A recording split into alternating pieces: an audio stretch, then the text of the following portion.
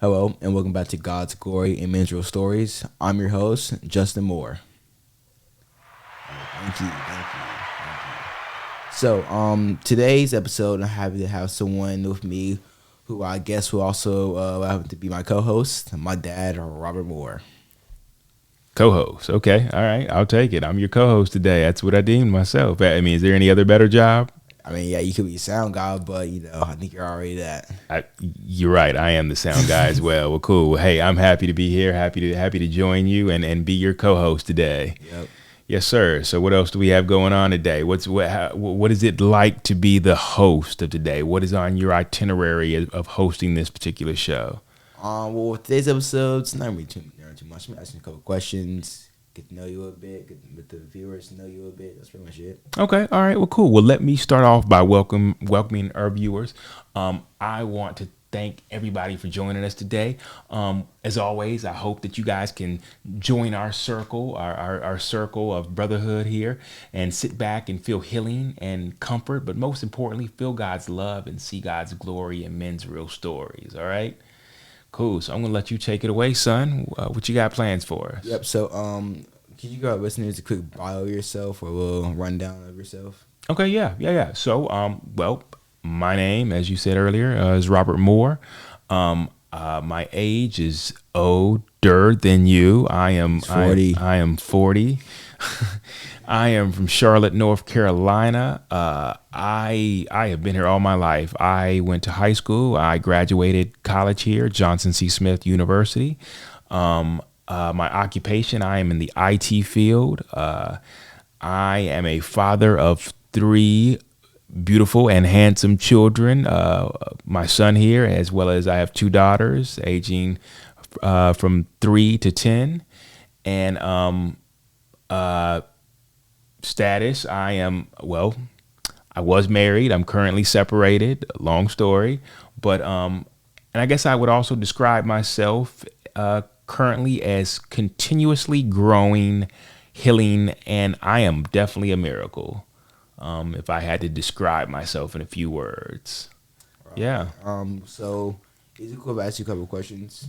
Yeah, definitely. Shoot, you're the host today, so you shoot the questions out at me. All right, sounds good. So, what do people misunderstand you about the most? What do people misunderstand about me the most, or what do people misunderstand about me the most? That is a good question.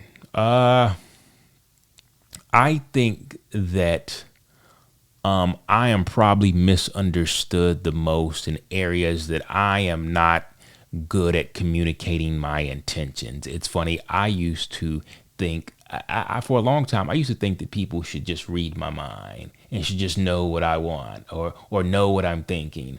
And that is one of probably the biggest ways that I would probably say that I am misunderstood or probably I probably don't have great communication when it comes to thinking that people read my mind. I would definitely say that is one of the areas as I sit here and think more. But yeah, I would definitely say that is probably area where I am the most misunderstood for sure. All right. So, next question is, what's your favorite childhood memory? My favorite childhood memory. I would say one of my favorite childhood memories. I grew up as a child a lot. I grew up with my grandfather a lot. I hung out with him a lot growing up, and he was probably the closest father figure I had as I grew up. Hanging out with him, and he lived in Gaffney, and he owned a barbershop, and so I spent a lot of time in a men's barbershop or styling. I'm trying to remember what he called it. I remember it was Rainey's Barber and Styling in Gaffney, North Carolina. And I spent a lot of time sweeping the floors there. I spent a lot of time hearing men talk about sports. I mean, talking about all type of topics, but I would say that that was probably the most enjoyable time as a child. Um, just just hanging out with him and learning a lot, or just absorbing a lot from just watching him and seeing how he handled business, how he ran a business and such. So yeah, that would probably be my one of my favorite childhood memories. All right, sounds good. So next question would be, if you can go back and give your 13-year-old self any advice, what would that advice be? So my 13-year-old self, what type of advice would I give my 13-year-old self? Um, ooh, wow. I would probably tell my 13-year-old self, um, hmm, I grew up, so at 13, I was very sheltered. I grew up with my mother, you know, in her home with my two sisters, and a lot of my life was built around, you know, we spent a lot of time in church. And so my 13-year-old self wasn't doing half the things a lot of 13-year-olds are doing nowadays. Matter of fact, I'll use this segue, if it's cool with you. I'll use this segue to tell you a little bit of my story, and maybe I'll start a little bit before 13, maybe a lot before 13, Okay. and then I'll go into a little bit about my story and what it looked like leading up to your age and maybe even further. All right. That work for you? Yeah, that's cool. Okay. So growing up, when I was 13, or when I was born, I was born in the 80s, and I was born as a pastor's kid. So already you should know that this is going to be a good story. Because whenever a person says that, hey, look, I'm a pastor's kid, people are like, oh, so he was the bad kid. And no, it's not that I was a bad kid. I was very sheltered. So I was sheltered from a lot of things, and didn't get to experience a lot of things that other people were experiencing. And so with that said, I grew up with my mom, because after my younger sister was born, I would say 5 months after she was born, my dad, left her home, and left me, my mom, and my two sisters, as a unit to grow up together. We became a new unit, a new pack.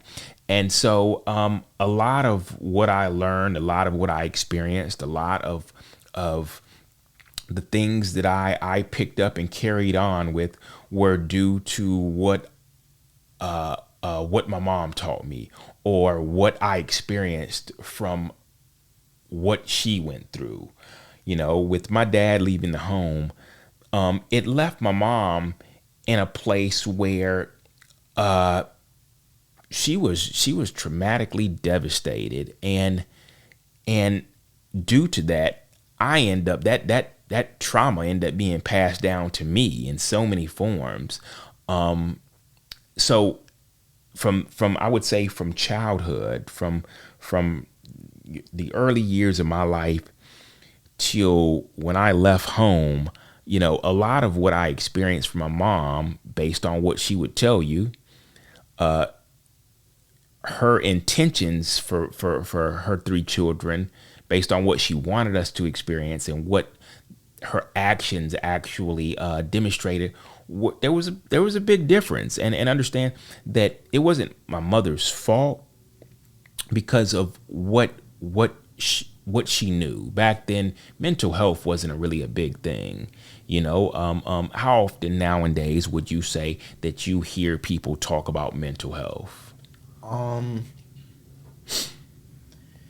Mental health nowadays, I feel like it's a big deal with people. I Yeah. don't hear as much as it really should come up. I do hear it. I do hear it sometimes though, but I feel like it should be a more serious topic nowadays though. Yeah, and the great thing about it is nowadays the topic is spoke about a lot more than it was spoke about back then. Yeah. Because back then it's almost like it didn't exist. It didn't matter. Your mental health wasn't really a thing that people really spoke about much. So and I agree with you. mental health should definitely continue to be a larger topic, but it was something that my mom never took the time out to even, don't get me wrong, there were counselors back then. There were, I mean, there were people in that profession, but a lot of people looked at people who went to counseling.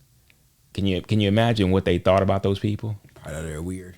Yeah, weird, crazy. How bad can it be? You're going to counseling. It just wasn't spoken about that much back then. And so, the idea or people saying, hey, look, you should probably seek a counselor, it didn't really come up in conversations. I would tell you, in her world, what came up more than anything was prayer.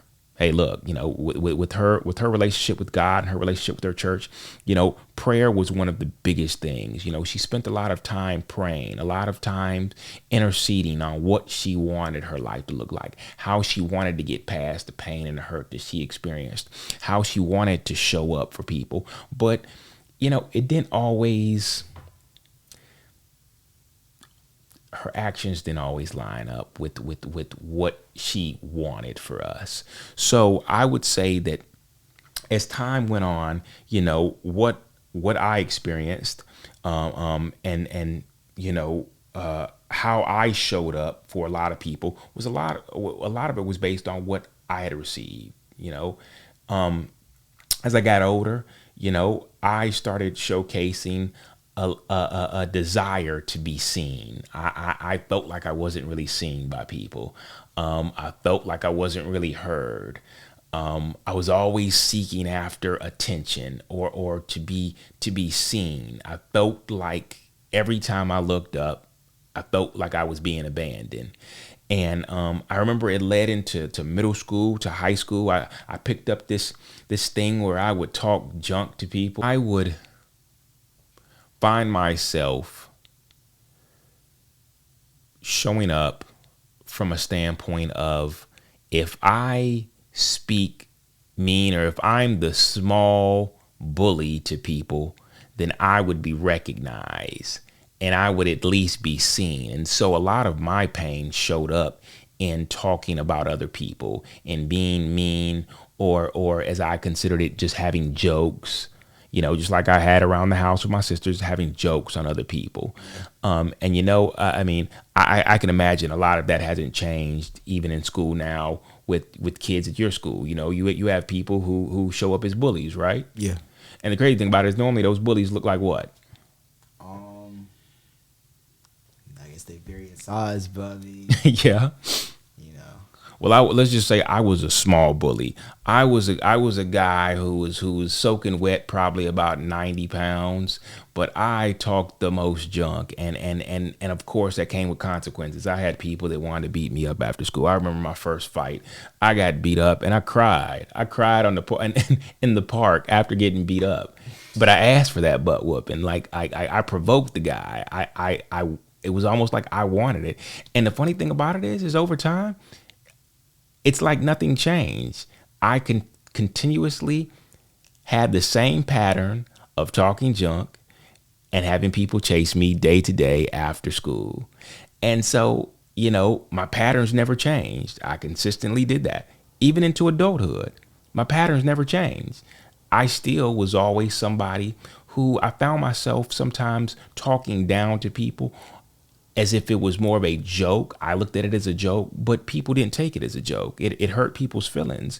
It rubbed people the wrong way. And I would always try to smooth it over with, I was just joking. I didn't mean anything by it. Yeah, but my hurt and pain was showing up in a manner that I spoke up, or I spoke about people in a way that rubbed them the wrong way. And it never changed. My patterns never changed. And so, it took a while for me to start to realize I was really hurting people with my words. But eventually that pattern changed into other things because I still had a desire to be seen. I had a desire to be heard. And more importantly, I didn't want to be abandoned. And a lot of my abandonment issues came from feeling as though people left my life without feeling as though I was important. So because I didn't feel important, I felt like people at any point would leave my life. People would abandon me. People would leave me. And I wouldn't have a say in it. I had no control in it over it. So what would I do? I would always try to be a people pleaser as well in certain situations, in certain relationships with people, right? You ever heard of what a people pleaser is? I mean, have you ever heard of a people pleaser before? No, I actually haven't before. Okay, okay. Well, what a people pleaser is where it's a person who goes out of their way and will do just about anything to please people as long as they stay. And it's funny because being the only man and being the man of the house, I learned a lot of skills like how to take care of things, how to tend to things, how to be, I guess, the man of the house, and that I could fix things, I could repair things. I guess I would say I picked up all the manly duties of the house. So even when it came to, getting older and having relationships, I felt as though if I could show up and provide, just like I had to provide for my mom and two sisters, if I could provide, then I was needed. And so at that point, if I'm needed, then the lack of abandonment, the lack of people wanting to abandon me would slowly it would go down. Nobody would want to abandon me because I provided something. And I guess that I was definitely wrong about that approach because when you approach things from that standpoint, your desire or your people need you for what you can provide. And it's funny. I recently heard a guy talk about how when you're not needed, but you're wanted. When people don't need you, but they want you around, they can provide for themselves. They can take care of themselves. They can find somebody to do it themselves. Then at that point, they like you for just who you are. But the problem was that I stopped knowing who I was. I was whoever I needed to be or whoever I had to be for the people that wanted me in their life. So if you need me to be a flashy guy, I'll be that flashy guy. If you need me to meet your needs in this area, that's who I am. And so every relationship I built, even with just friends, guys, my clique, I was who they needed me to be. Okay, what do you desire? Okay, I can be that. What do you desire? I can be that. The problem with that is that I forgot who I was and what I really liked. Like over time, I eventually abandoned myself. I abandoned that inner child that wanted to be heard, that wanted to be seen, that wanted to feel loved. And it's funny because the version of love that I learned, how I learned to love was, wow, it was very conditional. It was based on what you were providing and what I was providing. And I know this is probably early, the whole love talk, we've spoken about love, but we've never actually had deep talks about love because if I'm understanding correctly, you're not quite there yet where you're in love with anybody or maybe you have that puppy dog love where you've had girls that maybe you were like, I like them a lot. Love is like, I don't know if it's love, but I like them a lot. Right. Yeah. So, love is definitely something that you should learn to understand what love truly is, because I grew up not knowing what love really was. And I'm talking about I grew up still having a view of love as a very conditional thing, based on how that person made me feel. Maybe their love for me was based on how I made them feel. But I definitely know that I loved as far as the conditions would allow me to, but I still had that space holder of, I don't know when you might abandon me. I don't know if you're going to tend to my needs correctly or what I want from you, not realizing that love is truly a commitment. And it has nothing to do with conditions, because if I don't like that person today, if that person's getting on my nerves today, it doesn't matter. I still have a commitment to love them. And so, love was something I had to learn, over time. So as I grew up, I realized that I picked up a lot of my dad. I talked about in one of our previous episodes about how our generational trauma is kind of cycled down to us. And even though I didn't spend a lot of time with my dad, I picked up a lot of my dad's habits, a lot of my dad's traumas, a lot of my grandfather's traumas. I can look at it, even how my grandfather wasn't really a Philly touchy guy. He wasn't a vulnerable guy. He wasn't very emotional when it came to how he especially how he handled a lot of his grandsons. And so, like for instance, I don't remember. I'm sure there was a time, but I don't remember in my teenage to early adulthood a time when I ever hugged my grandfather. But then again, I started thinking about it and I was like, well, it's funny. I never experienced that with my dad either. And so over time, not realizing this, I desired that connection with my dad, or male, male bonding, because I never really had that. It was like a missing piece. And so I always had a connection with women because that's who I was always around. So that's always who I sought a relationship with. And with men, I had men that or males that I went to high school with, that I went to college with, but our relationship was based on what we were doing, or how we were hanging out, where we were going. It was more of a hangout relationship. And I definitely grew relationships that I'll probably have for the rest of my life with a lot of males. But a lot of it was just kind of, it was surface level. And over time, I started to have this mistrust for everybody. Even, into the, parenthood. When I had you, I still had a mistrust for a lot of different people, a different, I had a lot of pain and a lot of hurt that I was carrying. Probably one of the biggest things that I suffered from was just allowing my pain and my hurt to dictate my choices.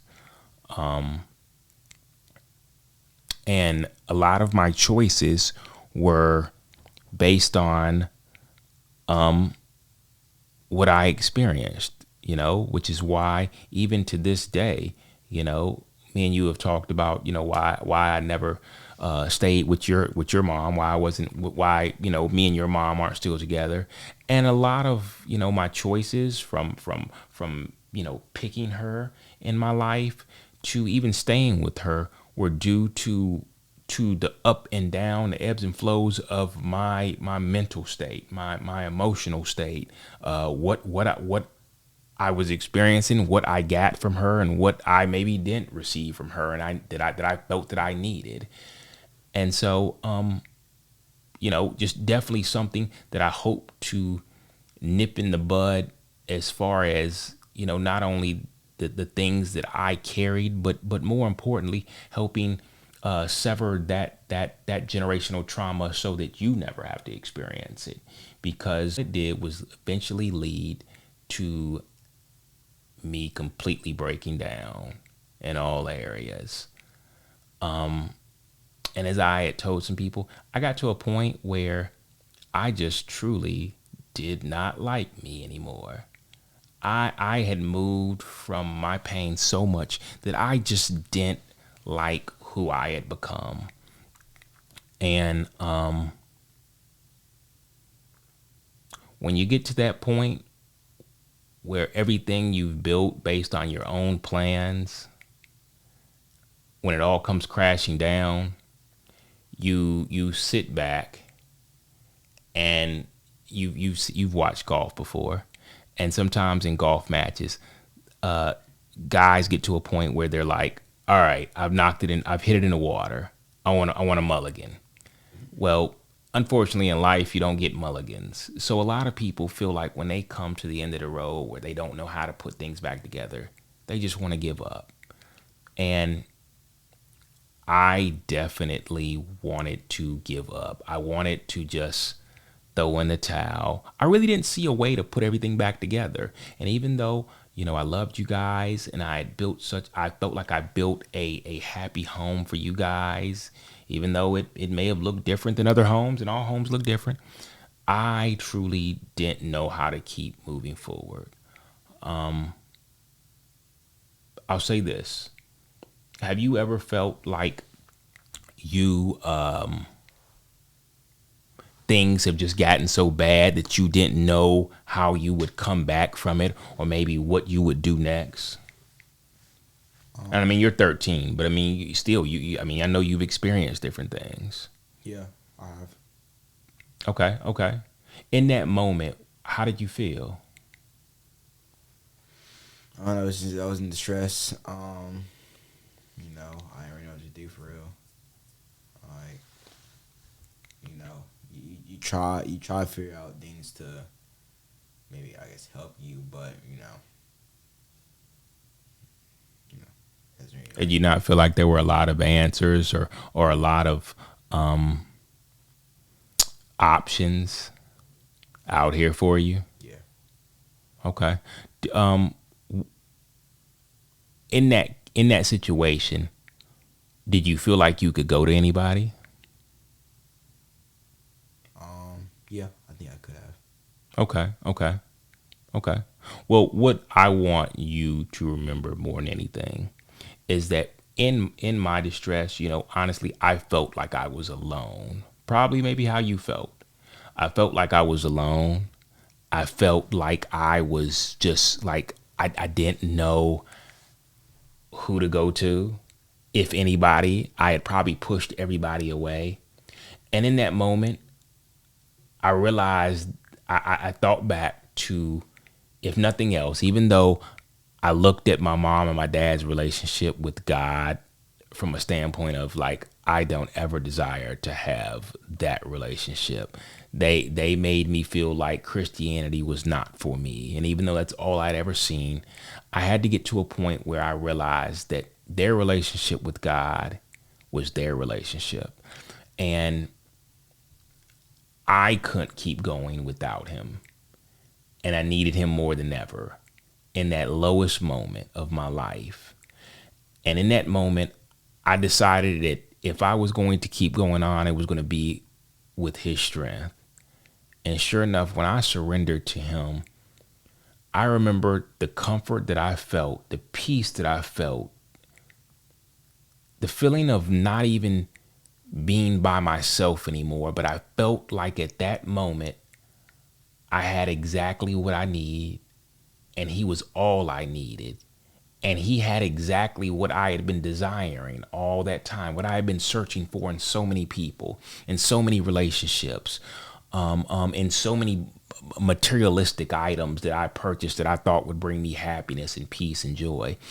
And in that moment, it's like he filled every gap, every hole in my heart, every area that I just felt empty, not seen, not heard, not appreciated. He filled all those holes. He made me feel like I was important to him. I was seen by him. I was loved by him. It's hard to explain that feeling of love because it wasn't like anything I'd ever experienced from anybody else. It was that level of love where I don't care what you've done, how bad you've messed it up, how many mistakes you've made. I love you, and I got a plan for you, and I want to see you do well. I want to prosper you. And it was just like,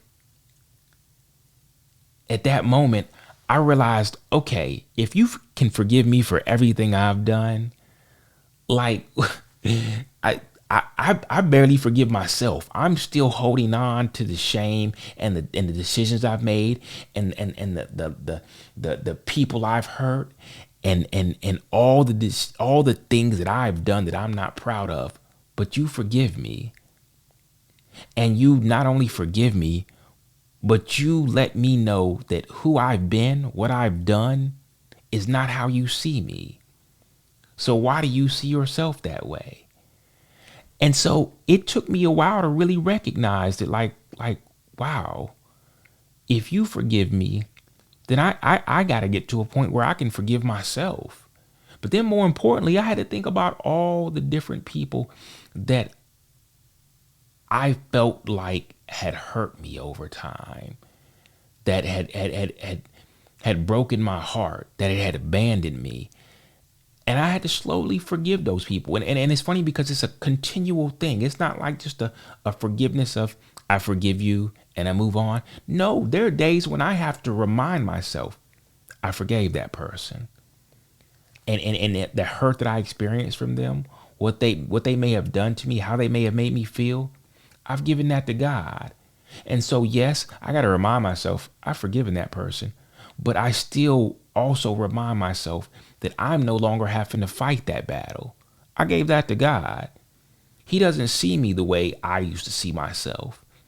And so even though there are other people that still remember the things I've done, may even bring it back up, I have to remind myself, you know what? I'm not that person anymore. I'm not that person anymore. I don't desire to align with that person anymore. Even to the point where, I think about how I went from Robbie to Rob, who I felt like was more of a protector. He stood in the gap for me. He kind of navigated life for me to where I kept my heart far from people. I kept my feelings and emotions far from people. I was never vulnerable, but he gave me a sense of protection. I had to bury that guy because that guy right there carried a lot of hurt and trauma, and I had to move into my new vision, my new life. I had to move forward, going by the name that my parents gave me initially, which was Robert. And so even with that change, I had to continuously grow. I had to continuously grow closer to God. I had to, more importantly, grow closer to who I was and not who I had to be or who I had been previously.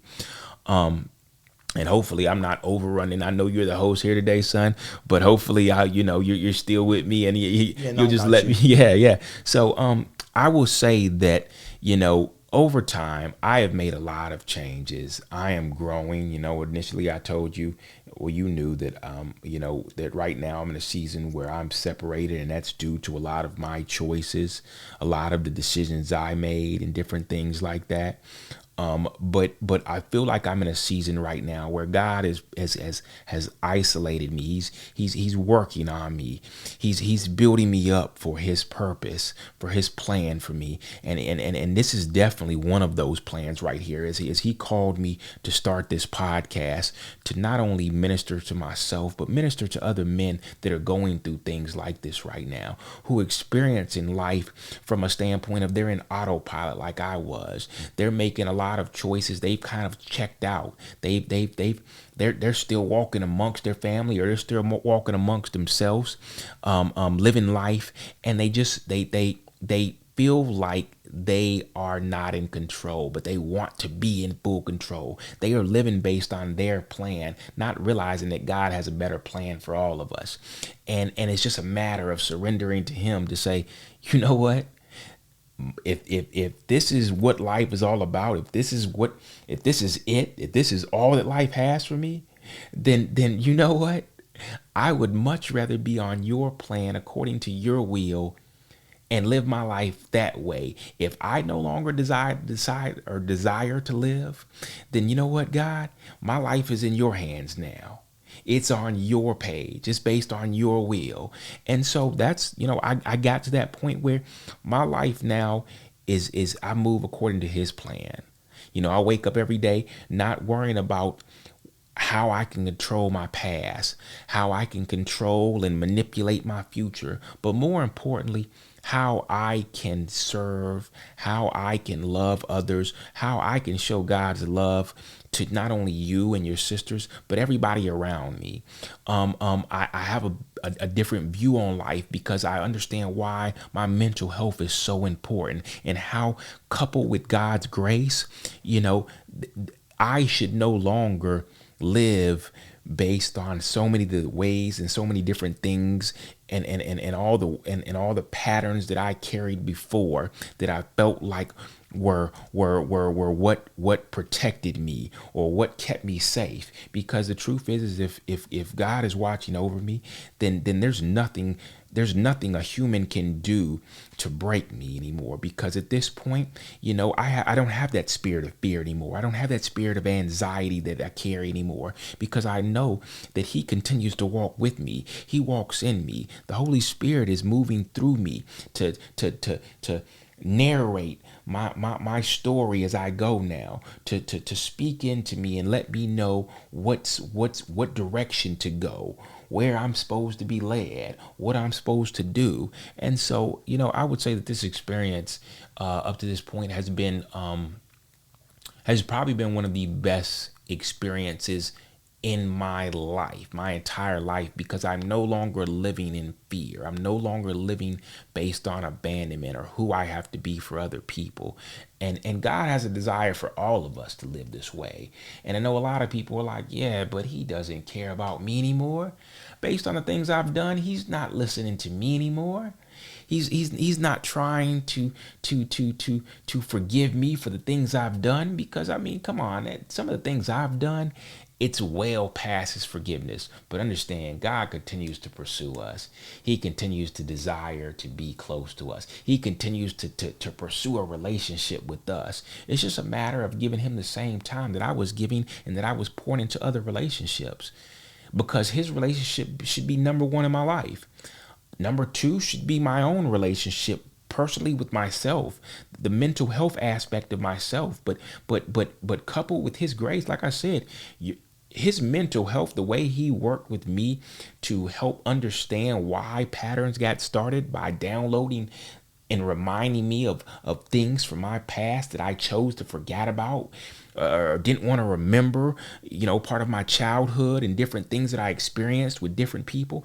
The way he was able to help me heal from these things, as he continues to help me heal from those things, it's just, it's something that counselors do a great job of helping you work things out, but a lot of things you can't remember.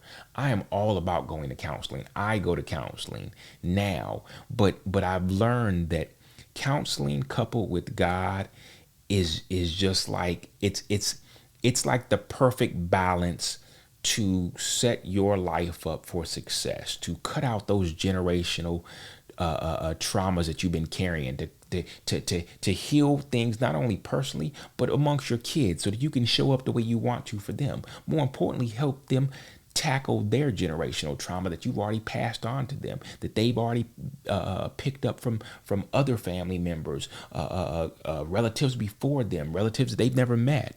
And so, I definitely have gotten to a point where I'm so glad I'm no longer sabotaging so many different things in my life. I don't have to live that way. I don't have to live based on what I can obtain from somebody else, because everything I need is I have to remind myself all the time, God is enough. God is enough. Everything else he adds to my life, all the other blessings that he puts on top of the blessings he's already blessed me with over the years, even when I wasn't walking with him, are enough. It's enough. And so anything he adds to my life, anything that he brings into my life, it will be based on his will and his plan. And if it doesn't line up with his plan, then unfortunately, no matter how much I may cry out to God or say, hey, God, I desire this, it's got to line up with his plan for me. So, yeah, it's been beautiful. I would definitely say, son, I look forward to not only my growth, but the growth with you as a young man, knowing that there are going to be certain things you're going to experience in life that I want to, continue to walk alongside you, as God is already walking alongside you, to be a source of light in your life, to be a source of life, a light in your life, to continue to grow you into the man that you want to be, not the man that I want you to be, but into the man that you will want to be. I want to be here for you, to help you through certain things, but more importantly, I hope that you can can build that relationship with God in your own time, because I never want to force that on you. I want you to build that relationship with him as you see fit, because my relationship with him will not be like your relationship. It'll be your own relationship. I don't want you to ever look at my relationship and say, well, no, I don't desire to ever do that or be that or experience that, because all of our relationships with God are our own relationships, and it's based on what we put in, or where we are with God in our walk. So I look forward to future podcast episodes with you, and hopefully my story was one that other men could hear and say, wow, yeah, I desire that too, and truly want to seek that. So yeah, I think that's our time for today. Son, I appreciate you hosting this podcast and allowing me to be your guest. This is actually my first time ever being a guest on a podcast. Yep. So thank you so much. Well, this is my first time ever being a host on a podcast, so Well, hey, look at it. It's a first for both of us. Yeah. So awesome. Well, cool. Hey, look. Well, we thank you all our listeners. We thank our listeners for tuning in today, and look forward to you joining us again for future episodes, future conversations, and future stories. Cool. Hey, we appreciate you listening today and hope that if you enjoyed the conversation and stories, you will subscribe and listen to past and future content. Feel free to comment, as we would love to read your comments and pray over all of our listeners. Also, please follow us on Instagram, Twitter, TikTok, and Facebook at God's Glory and Minstrel Stories. We understand as men how the thought of even facing your own story and the pain and hurt that come with that is a challenging task. But we don't want you to feel like you are all alone, because you are not. God has not forgotten you or left your side, and he loves you no matter what you have done. Your healing is important to him, and we want you to have these free resources that already exist if you're considering giving up or need someone to talk to. The National Suicide Prevention Lifeline number is 1-800-273-8255. If you need support but are not in crisis, consider reaching out to a warm line if you need to talk to someone. Speaking to someone on these calls is typically free and confidential, and run by people who understand what it's like to struggle with mental health. Find a local number by going to warmline.org.